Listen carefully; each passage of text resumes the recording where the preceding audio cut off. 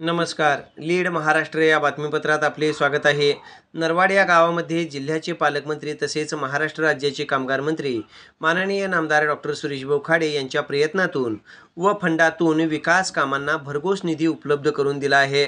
त्यामध्ये जिल्हा परिषद शाळा नंबर 1 व जिल्हा परिषद शाळा नंबर 2, 2 खोल्या नवीन बांधकाम करणे 56 लाख रुपये, सर्व खोल्या दुरुस्ती 26 लाख रुपये, नरवाड 12 कोठरी रेल्वे लाईन पूर्व बाजूंनी रस्ता करणे 40 लाख रुपये, नरवाड 12 कोठरी ग्रामा नंबर 124 ते FR 102 शेडबाळ हद्द रस्ता करणे 1,70 लाख रुपये, नरवाड विजयनगर रस्ता मुर्मीकरण करणे 10 लाख रुपये.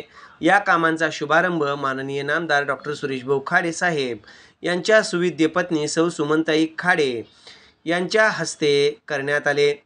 तसेच ग्रामपंचायत नरवाड यांच्यामार्फत 15व्या वित्त आयोगातून नरवाड गाव स्वच्छ व सुंदर राहण्यासाठी घंटागाडीचा लोकार्पण सोहळा तसेच गावामध्ये ओला कचरा सुका कचरा वेगळा करण्यासाठी डस्टबिन वाटप करण्यात आले.